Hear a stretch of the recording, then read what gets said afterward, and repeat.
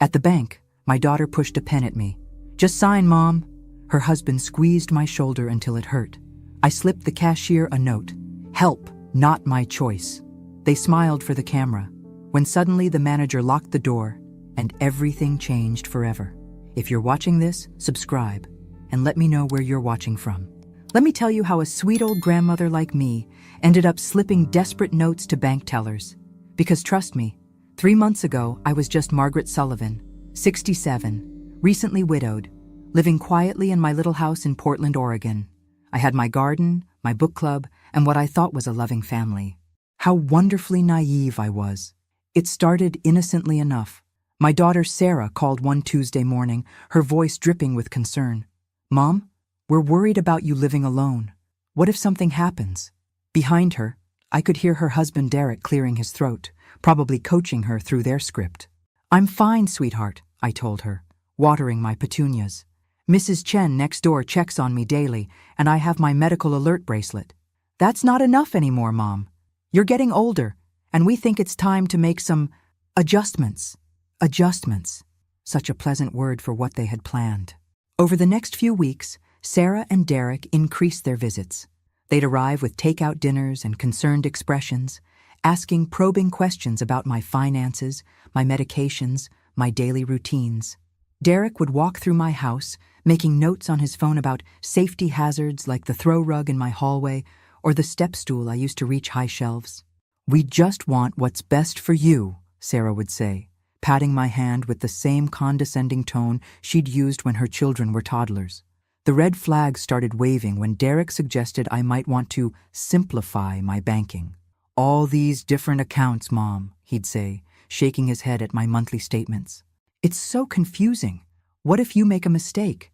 I'd been managing my own finances for 47 years, including running the bookkeeping for my late husband's contracting business. But apparently, that expertise evaporated the moment I turned 65 in their eyes. Then came the day they brought papers. Official-looking documents with lots of legal jargon and sticky notes marking where I should sign. "It's just a precaution," Sarah explained. "A power of attorney so we can help if you ever need us to." I set the papers aside. "I'll have my lawyer review these first." The temperature in the room dropped 10 degrees. Derek's jaw tightened, and Sarah's eyes flashed with something that definitely wasn't filial concern. "Mom, don't you trust us?" she asked, her voice wounded. Of course I trusted them. They were my daughter and son-in-law. They'd been married 15 years, given me 3 beautiful grandchildren. Derek had a good job at the insurance company, and Sarah taught 2nd grade. They were respectable, responsible adults. That was my first mistake. The pressure campaign began in earnest after I refused to sign their papers. Suddenly, Sarah was calling twice daily, each conversation peppered with subtle reminders of my declining abilities. "Mom, you forgot Tommy's baseball game last weekend," she'd say. I hadn't forgotten. They'd never told me about it. "Mrs. Patterson mentioned you seemed confused at the grocery store." Mrs. Patterson had never spoken to me in her life. Derek took a different approach. He'd arrive with printouts of internet articles about elderly financial fraud, home accidents, and cognitive decline. "I'm not saying this will happen to you, Margaret," he'd say, using my full name like a disappointed parent. "But statistics show." Statistics. The man worked in insurance. He could make statistics say anything. But it was the incident with my medication that really shook me. I'd been taking the same blood pressure pills for 3 years, same dosage, same routine. One morning, I found my pill organizer completely mixed up. Tuesday's pills in Friday's slot, blood pressure medication where my vitamins should be. "Oh, Mom," Sarah sighed when I called her, confused and upset. "This is exactly what we've been worried about.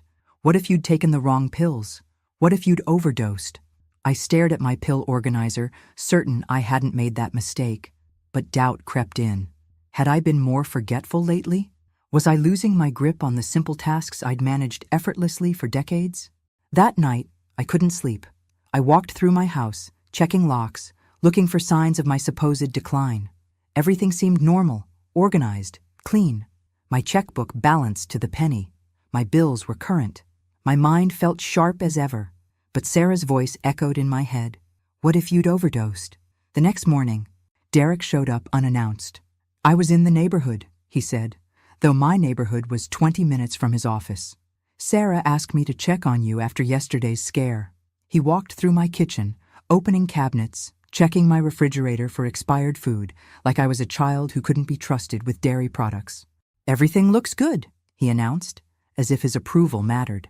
But I caught him photographing my medication bottles with his phone. What are you doing? I asked. Just keeping track, he said smoothly. Sarah worries, you know. She asked me to document your prescriptions so we can help you stay organized. Document. Track. Organize. Their vocabulary was very revealing once I started paying attention. That afternoon, I called my lawyer, Robert Martinez, whom I'd known for 15 years. Robert, I need you to review some documents Sarah and Derek want me to sign. Of course, Margaret. What kind of documents? Power of attorney papers. And Robert, I think I might need more than just a legal review. I think I might need protection. The silence on the other end spoke volumes. Can you come in tomorrow morning? And Margaret, don't sign anything until we talk. As I hung up the phone, I caught my reflection in the hallway mirror. The woman looking back at me had silver hair, smile lines, and clear, intelligent eyes. This wasn't a woman in decline. This was a woman who was finally waking up to the truth about her family. Robert's office felt like a safe harbor after weeks of navigating Sarah and Derek's increasingly aggressive concerns. My lawyer, a sturdy man with kind eyes and 30 years of experience, spread the power of attorney documents across his mahogany desk. Margaret, he said after reading for 10 minutes, his voice carefully controlled, these aren't standard protective powers of attorney. These documents would give Sarah and Derek complete control over your finances, your medical decisions, and your property. They could sell your house, move your investments, even commit you to a care facility without your consent. The words hit me like a physical blow, but they said it was just a precaution. This is predatory elder abuse, Margaret, and it's more common than people think. Robert leaned forward, his expression grave. The fact that they're pressuring you to sign without legal review is a major red flag. I thought about Derek photographing my medications, Sarah's convenient concerns about my mental state, the mysteriously rearranged pill organizer. They've been building a case, haven't they? Making me seem incompetent? It appears so. Have there been any witnesses to your supposed confusion or forgetfulness? No.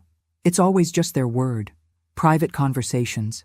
Things only they could have observed. The manipulation was becoming clearer by the minute. What should I do? Robert pulled out a legal pad. First, we document everything. Every incident, every conversation, every pressure tactic. Second, we establish your complete mental competency with a comprehensive evaluation. Third, we set up protections. What kind of protections? We create ironclad documentation of your wishes while you're clearly competent. We establish a revocable trust with me as successor trustee if needed. We create a real power of attorney that protects your interests, not theirs. I felt lighter than I had in weeks. How long will this take? 2 weeks, maybe 3. But Margaret, you can't let them know what we're doing. If they suspect you're getting legal advice, they might escalate their timeline. That evening, I sat in my garden with a cup of tea, processing everything Robert had told me. My roses were blooming beautifully. Deep red climbers I'd planted the year Tom and I bought the house. I'd nurtured them for 23 years, just like I'd nurtured my relationship with Sarah. How had love become leverage? When had my daughter started seeing me as an asset to be managed rather than a person to be cherished? My phone rang. Sarah, right on schedule for her evening check-in. Hi, sweetie, I answered, my voice carefully normal. Mom, how are you feeling? Any more confusion with your medications? No. Everything's fine. I watched a hummingbird hover near my feeder, its wings beating so fast they blurred. Such a small creature, yet so powerful in its ability to remain exactly where it chose to be. Good. Derek and I were thinking we should come over this weekend. Maybe help you organize some of your financial papers. Make sure everything's in order. That's thoughtful, but I can manage. A pause. Mom, we really think it would be helpful. Derek has experience with this kind of thing through his work. Derek sold insurance policies. He wasn't a financial advisor, wasn't a lawyer, wasn't anything except a son-in-law who'd apparently decided I was too old to manage my own life. We'll see, I said noncommittally. Actually, we've already planned to come Saturday morning. I'll bring bagels. Not asked. Planned. They were coming whether I wanted them or not, and Sarah was packaging it as a treat. Bagels to soften the blow of whatever new manipulation they had planned. Sarah, I said quietly, I need to ask you something. Do you think I'm losing my mind? Oh, Mom, no. We just think you need support. Everyone does as they get older. Everyone. Not me specifically, just everyone my age. I was becoming a stereotype to my own daughter, not a person with individual capabilities and needs. I love you, sweetheart, I said, and meant it despite everything. I love you too, Mom. We'll see you Saturday. After I hung up, I called Robert's emergency number. They're coming Saturday.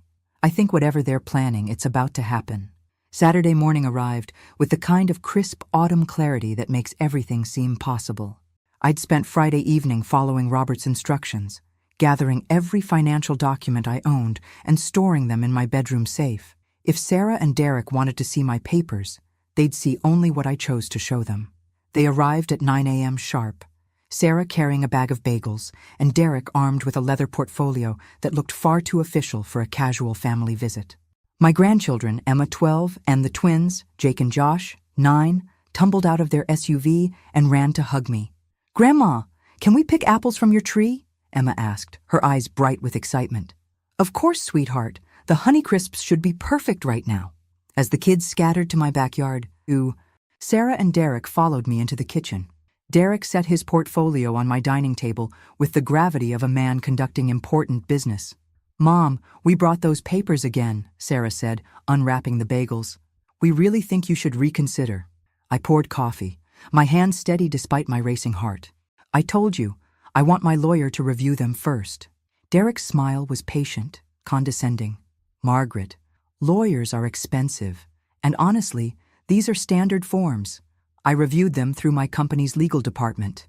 His company's legal department. The same people who wrote insurance policies designed to pay out as little as possible. I almost laughed at the audacity. Even so, I prefer to wait. Sarah and Derek exchanged one of their looks, the kind married couples develop to communicate without words. Derek opened his portfolio and spread new documents across my table. Actually, we've brought something different today, he said. Banking forms. To add our names to your accounts, just as backup signatories. I sat down slowly, studying the papers.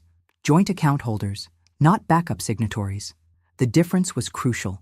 Joint holders could access my accounts independently, without my permission or even my knowledge.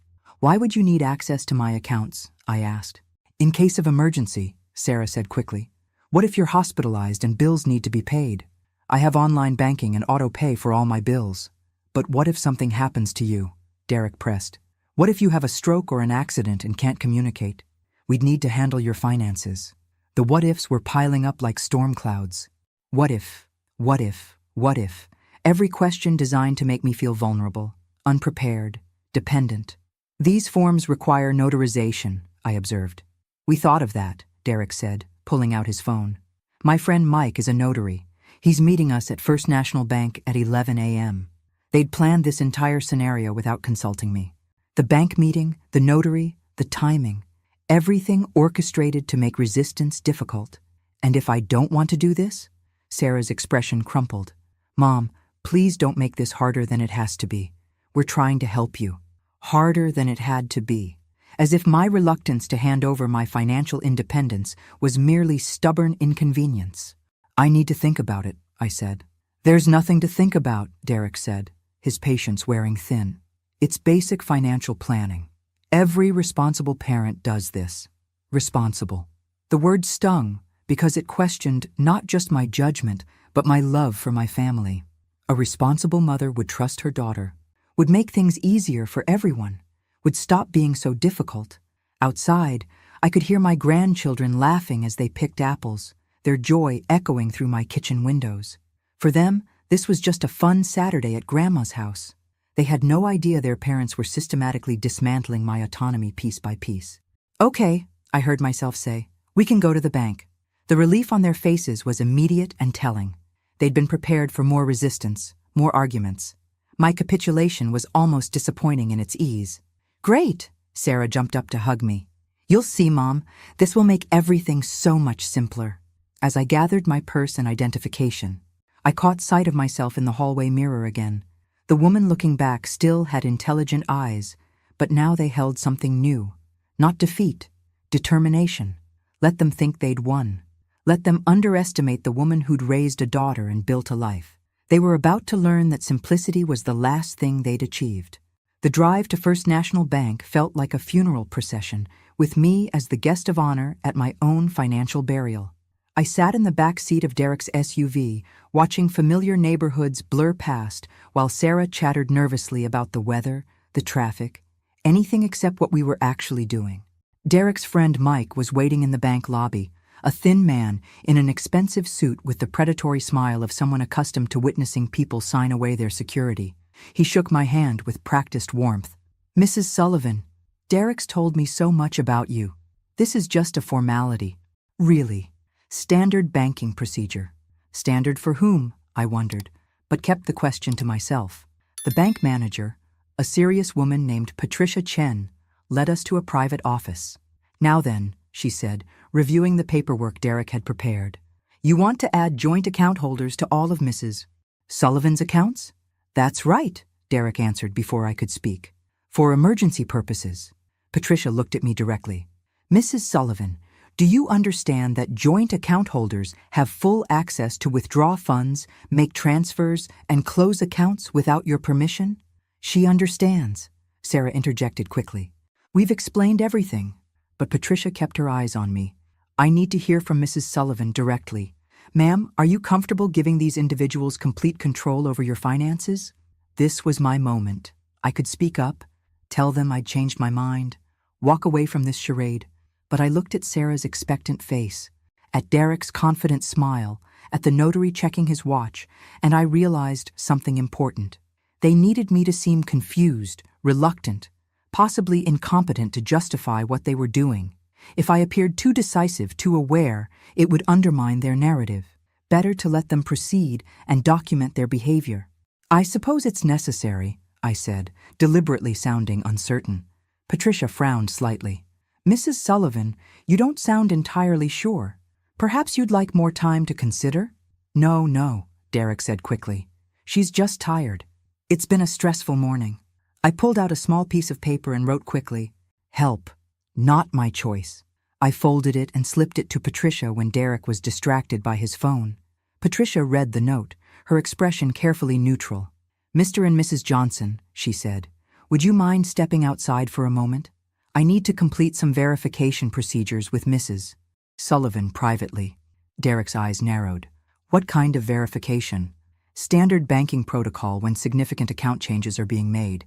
It'll just take a few minutes." Sarah looked worried. "Mom, you'll be okay?" "I'll be fine," I said, my voice stronger now that help might be coming. As soon as the door closed, Patricia leaned forward.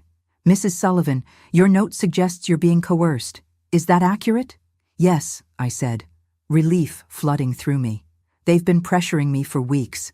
I didn't want to come here today." Patricia nodded. "I'm required to report suspected financial elder abuse. Would you like me to do that?" "Yes, but they can't know yet. I'm working with my lawyer to protect myself, but I need more time." "Understood. Here's what we're going to do." Patricia pulled out a different set of forms. "We're going to set up the joint accounts as requested, but with special monitoring flags that will alert me to any unusual activity. Meanwhile, I'm noting in your file that this was done under duress." She paused, studying me with sharp eyes. "Mrs. Sullivan, you seem completely competent to me. Why are they doing this?" "Because they think I'm old and stupid and in their way," I said, surprised by my own bitterness. "My daughter used to love me. Patricia, now she sees me as an obstacle to whatever life she thinks she deserves." Patricia's expression softened. "I'm sorry. This is more common than people realize, unfortunately." She opened the door and called Sarah and Derek back in. "Everything's in order," she announced. "We just need the notarization and we'll be finished." Mike stepped forward with his official seal, but Patricia held up her hand. "One moment. Mrs. Sullivan, I want to confirm one more time. Do you want to proceed with these account changes?" I looked at Derek's barely concealed impatience, at Sarah's nervous energy, at the notary's expensive watch. I thought about my lawyer's advice to document everything, to let them reveal their true intentions. Yes, I said, let's get this over with. But as Mike prepared his notary seal, Patricia discreetly positioned her phone to record the signing. Evidence, I realized. She was helping me gather evidence of their coercion. Derek squeezed my shoulder, hard enough to hurt, and smiled for Patricia's camera. There we go, Mom. All finished. Now we can take better care of you. Take care of me or take care of my money. As we prepared to leave, Patricia handed me her business card. Mrs. Sullivan, please call me if you have any questions about your accounts. Any questions at all. I tucked the card into my purse, knowing I'd be calling her very soon. The ride home was jubilant for Sarah and Derek. They chattered about how much easier things would be now, how I wouldn't have to worry about complicated financial decisions anymore. I sat in the back seat, silent, watching them celebrate what they clearly saw as a victory. Mom, you're so quiet, Sarah said as Derek pulled into my driveway. Are you okay? Just tired, I replied, which wasn't entirely a lie. The emotional weight of what had just happened was exhausting. Well, you can rest easy now, Derek said with satisfaction. We'll handle everything from here. Handle everything. The phrase sent chills through me. They weren't offering help. They were announcing a takeover. As they gathered the children and prepared to leave, Sarah hugged me tightly. I'm so proud of you for doing this, Mom. It shows real wisdom. Wisdom. She was reframing my coercion as wisdom, my capitulation as maturity. The psychological manipulation was almost artistic in its completeness. After they left, I sat in my kitchen with a cup of tea, staring at the pile of financial documents they'd insisted I sign. Every page represented a piece of my independence surrendered, every signature a step closer to becoming exactly what they wanted. A manageable elderly woman who no longer inconvenienced them with opinions or autonomy. But they'd made a crucial mistake. They'd assumed I was as naive as I appeared. I pulled out my phone and called Patricia Chen. Patricia, it's Margaret Sullivan. I wanted to thank you for your help today. Of course.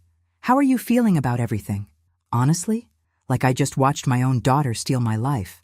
The words came out more bitter than I'd intended. Margaret, you still have options. The monitoring on your accounts will catch any unauthorized activity, and your lawyer can help you reverse these changes. How long do I have? Legally? As long as you're competent, you can revoke their access at any time. But if they're planning to have you declared incompetent, the unfinished thought hung between us. If they succeeded in having me declared mentally unfit, everything I'd signed today would become permanent. I need to move faster, I realized. Be careful, Margaret. People who've gone this far usually don't stop voluntarily. After hanging up, I called Robert Martinez. Robert, it's Margaret. They got me to the bank. I signed the papers. Margaret, no, why didn't you call me? Because I needed to document their coercion. Patricia Chen at First National recorded everything. She's flagging my accounts and filing a report. A pause. You're braver than I gave you credit for, and smarter. But Margaret, you've just given them access to your money. They could clean out your accounts tonight. Then I need to move my assets somewhere safe. Tonight. I'll start the paperwork immediately. Can you come in first thing Monday morning? I'll be there. That evening, I sat in my garden as the sun set behind my apple trees. The children had left a few apples scattered on the ground, and I thought about how perfect they'd looked hanging on the branches just hours ago. Now they were bruised, discarded, forgotten. My phone buzzed with a text from Sarah. Thanks for today, Mom. You made the right choice. Love you. Love. Did she even know what the word meant anymore? Love wasn't manipulation disguised as concern. Love wasn't forcing someone to surrender their dignity for your convenience. Love wasn't laughing at your mother's distress while calling it help. But I wasn't beaten yet. Not by a long shot. I walked inside and opened my laptop. If Sarah and Derek wanted to play games with a helpless old lady, they were in for quite a surprise. Because this helpless old lady had just spent 47 years managing finances, reading contracts, and spotting liars from a mile away. They'd gotten access to my accounts, but they'd also given me something invaluable, documented proof of their intentions. Patricia's recording, the bank's elder abuse report, Robert's legal protections, all of it was building towards something they couldn't imagine. Tomorrow, the real game would begin, and this time I'd be playing by my own rules. Monday morning couldn't come fast enough. I was at Robert's office by 8 a.m. sharp, armed with Patricia's business card and a burning determination to reclaim my life. My lawyer looked tired, like he'd spent the weekend working on my case. "Margaret, I've been busy," he said, gesturing to a stack of documents on his desk. "I've prepared emergency financial protections, but we need to move quickly. How are your accounts this morning?" I pulled out my phone and checked my banking app. Still intact, but there's been activity. Derek transferred $5,000 to their joint checking account yesterday evening. Robert's jaw tightened.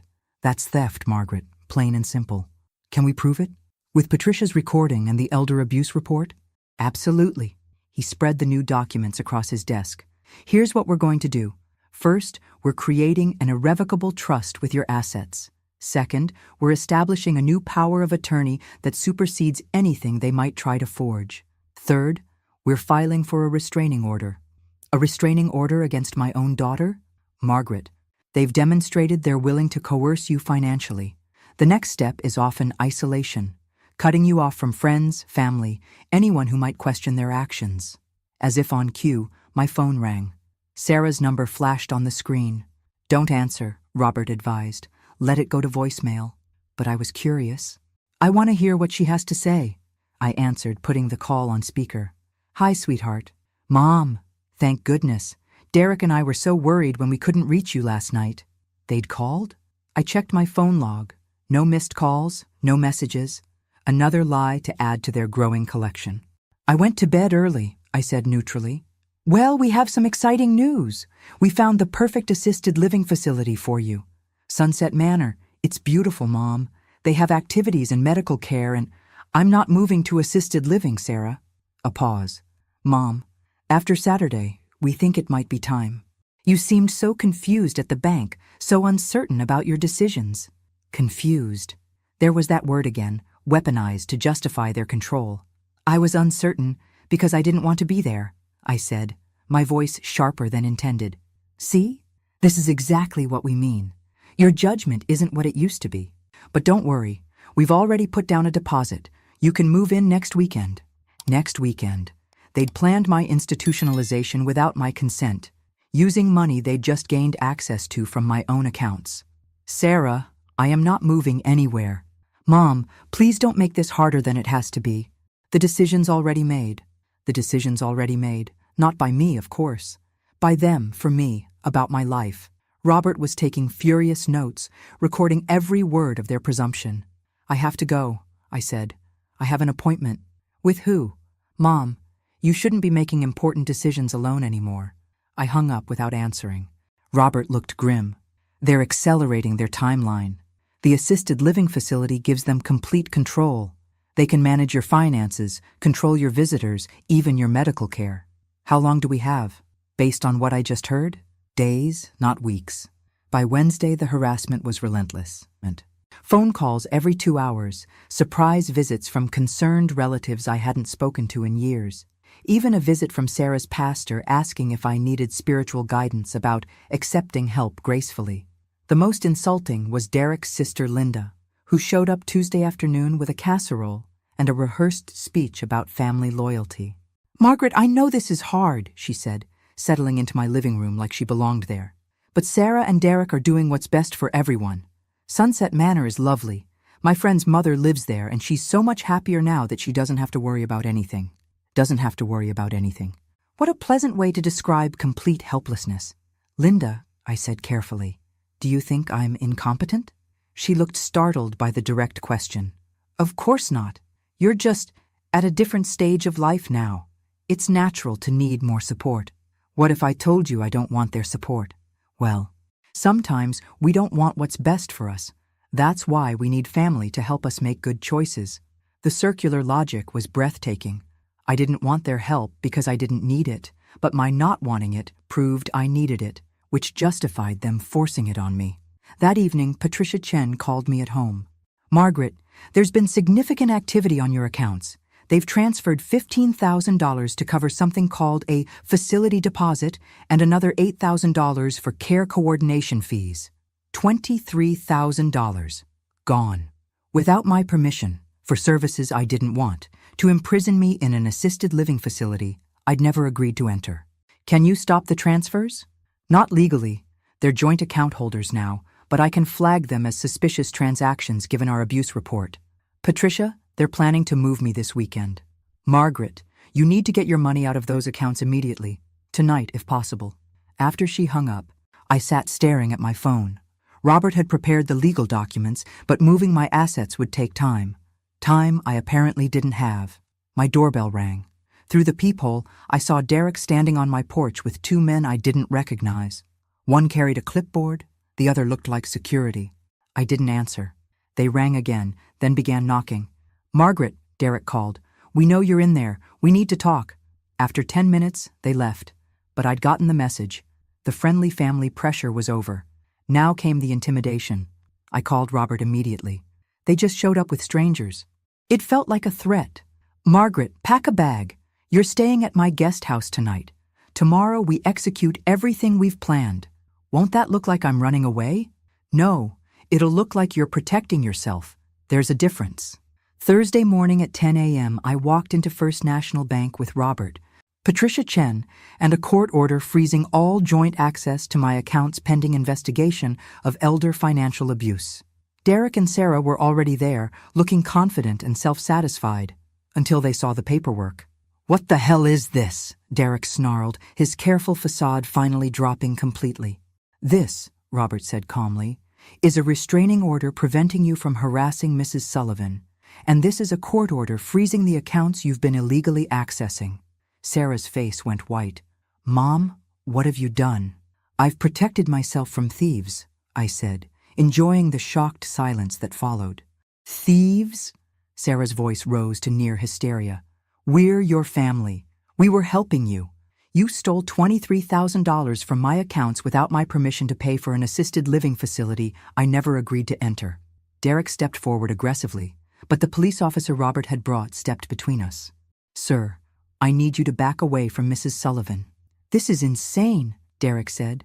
"She's obviously been manipulated by someone. Look at her. Does she seem competent to you?"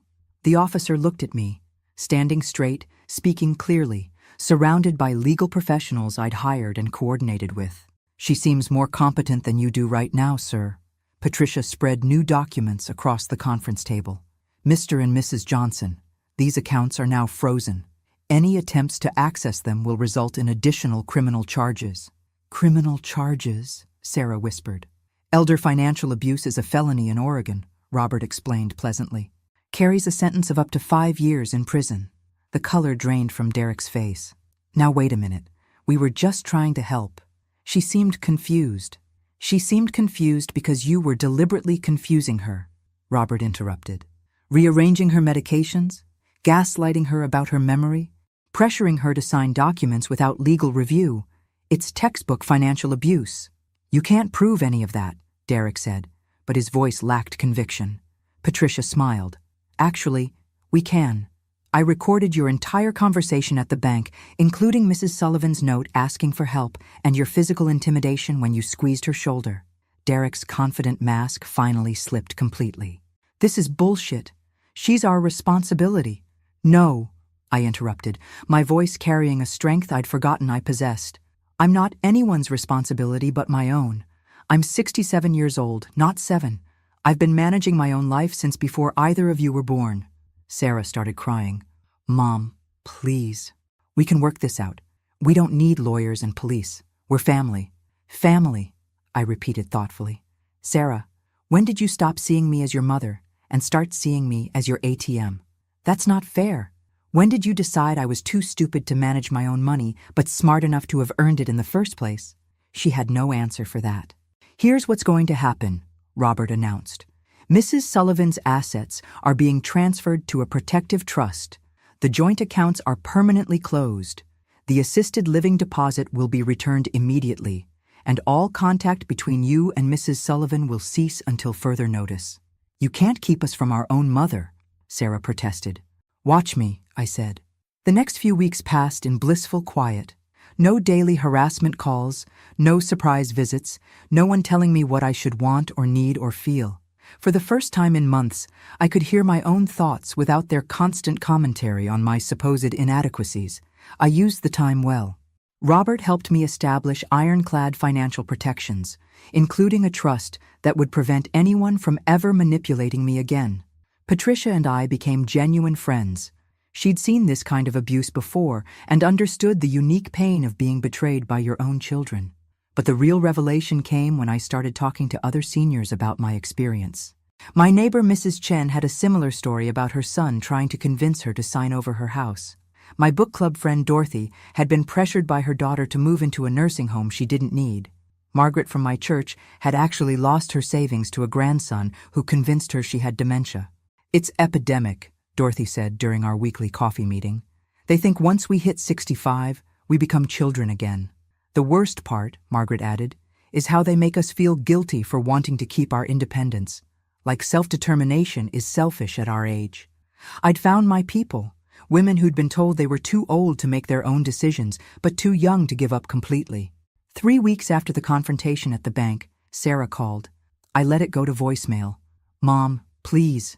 I know you're angry, but I miss you. The kids miss you. Can't we talk? I'm sorry if we pushed too hard, but we were scared. Scared of losing you, scared of something happening to you. Please call me back." The message was carefully crafted, apologetic, but not admitting wrongdoing. Emotional, but not acknowledging the real harm they'd caused. Classic manipulation, but more subtle now. I didn't call back. A week later, Derek showed up at my door. I didn't answer, but I watched through the peephole as he paced my porch, clearly frustrated by his inability to force his way back into my life. He left a note. "Margaret, this has gone on long enough. We made mistakes, but we're family. Sarah is heartbroken. The kids don't understand why Grandma won't see them. Don't let lawyers destroy our relationship. Our relationship. As if I'd been the one who destroyed it by refusing to be robbed. But the mention of my grandchildren stung. Emma, Jake, and Josh had nothing to do with their parents' greed. They were innocent victims of Sarah and Derek's choices. I called Robert. "What if I want to see my grandchildren?" "Supervised visits are possible, but Margaret, be careful. They'll use those children as leverage to get back into your life." He was right. Of course, but the thought of Emma, Jake, and Josh thinking I'd abandoned them was unbearable. That evening, I made a decision that surprised even me. I picked up the phone and called Sarah. "Mom?" Her voice was eager, hopeful. "Oh, Mom, I'm so glad you called." "I want to see my grandchildren," I said without preamble. "Of course, we can come over this weekend." "No, I'll meet them at the park, Saturday at 2 p.m., Laurelhurst Park. You and Derek can drop them off and pick them up in 2 hours." "Mom, that's not necessary. We can all—" "Those are my terms, Sarah. Take them or leave them." A long pause. "Okay, we'll be there." But I knew they'd try something. Sarah and Derek weren't the type to accept limitations gracefully. They'd see Saturday as an opportunity to wear me down, to restart their campaign of concern and control. They were wrong. Saturday arrived with that perfect October weather Portland is famous for. Crisp air, golden light filtering through maple trees. The kind of day that makes you grateful to be alive and independent enough to enjoy it. I arrived at Laurelhurst Park early, choosing a picnic table with clear sight lines and my back to a tree. Robert had insisted I carry a small recording device, and Patricia had given me her personal phone number in case I needed immediate help. At exactly 2 p.m., Derek's SUV pulled up. Emma, Jake, and Josh tumbled out and ran toward me with the pure joy of children who don't understand adult complications. Behind them, Sarah and Derek approached more cautiously. "Grandma!" Emma threw her arms around me. "I missed you so much. Mom said you were sick, but you look fine." Sick. Of course that's how they'd explained my absence. "I'm perfectly well, sweetheart," I said, hugging her tight. "I missed you too." The boys showed me their new school pictures, chattered about Halloween costume plans, asked if I was coming to Jake's soccer tournament next weekend. Normal grandchildren things, blessedly innocent of their parents' agenda. Sarah hovered nearby, clearly hoping I'd invite them to stay. Derek checked his phone obsessively, probably timing how long it would take to wear down my resistance. After an hour of pure joy with my grandchildren, Sarah made her move. "Mom, they've really missed you. We all have." She sat down across from me, her expression carefully crafted to convey hurt and hope in equal measure. "I know we made mistakes, but can't we move past this? For their sake? What mistakes do you think you made, Sarah? I asked. She glanced at Derek, who nodded encouragingly. We were overly concerned. Maybe we pushed too hard about the assisted living thing. The assisted living thing. I almost smiled at the minimization. What else? Well, the bank accounts were just a precaution that maybe wasn't necessary yet. Still planning for my eventual incompetence. Just with better timing next time. Sarah, I said gently, do you think stealing $23,000 from someone is a mistake or a crime? Her careful composure cracked. We didn't steal anything. That money was for your care. Care I didn't want, at a facility I didn't choose, paid for without my consent. Derek stepped closer. Margaret, enough. This victim act is getting old. We're your family. We have every right to be concerned about your welfare. And I have every right to determine what my welfare requires. Do you? His voice hardened. Because from where I sit, you look like a lonely old woman who's been manipulated by lawyers and bank managers into destroying her relationship with her own daughter. The children looked up from their game, sensing the adult tension. Emma's face was worried, confused. Derek, I said calmly, you just proved my point. You think my refusal to be controlled is evidence that I need to be controlled. You think my independence is proof of my incompetence. Sarah started crying. Mom, I love you. I just want to take care of you. No, Sarah, you want me to be taken care of. There's a difference. I stood up and gathered my purse. Emma, Jake, Josh, I love you all very much. You can call me anytime you want, but I won't be spending time with your parents until they understand that I'm not their property. You can't turn our children against us, Derek snapped. I'm not turning them against anyone. I'm showing them what self-respect looks like. As I walked to my car, I heard Sarah calling after me. Mom, please, don't do this to our family. I turned back one last time. Sarah, I didn't do this to our family. You did, the moment you decided I was too old to deserve dignity. 6 months later, I received a letter from Sarah. Not a phone call, not a surprise visit. A letter which suggested she might finally be learning to respect boundaries. Dear Mom, it began. I've been in therapy since our confrontation at the park. Dr. Williams has helped me understand some things about myself that I don't like very much. I think I was so scared of losing you the way we lost Dad that I tried to control everything, including you. I realize now that what I called love was actually fear, and what I called care was actually control. The letter went on for 3 pages, detailing her recognition of the manipulation, the financial abuse, the systematic undermining of my autonomy. She didn't make excuses, didn't ask for forgiveness, didn't demand reconciliation. She just acknowledged the truth. I don't expect you to trust me again, the letter concluded. I know I have to earn that, if it's even possible, but I want you to know that I'm trying to become the daughter you deserve to have, not the one who tried to make you into the mother I wanted you to be. I read the letter twice, then set it aside. Words were easy. Actions would tell the real story.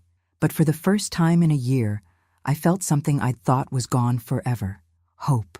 Hope that my daughter might remember how to love me without trying to control me. Hope that my grandchildren might grow up understanding that age brings wisdom, not helplessness. And hope that other women facing what I'd faced might find the courage to say what I'd finally learned to say. No, I am not your burden, your problem, or your property. I am a human being with the right to determine my own life, at any age. If you're watching this and you've been through something similar, I want you to know something important. You're not alone, you're not crazy, and you're not too old to fight back. Sometimes the people who claim to love us the most are the ones who understand us the least. But you know who you are. Don't let anyone convince you otherwise. Thanks for listening. Don't forget to subscribe and feel free to share your story in the comments. Your voice matters.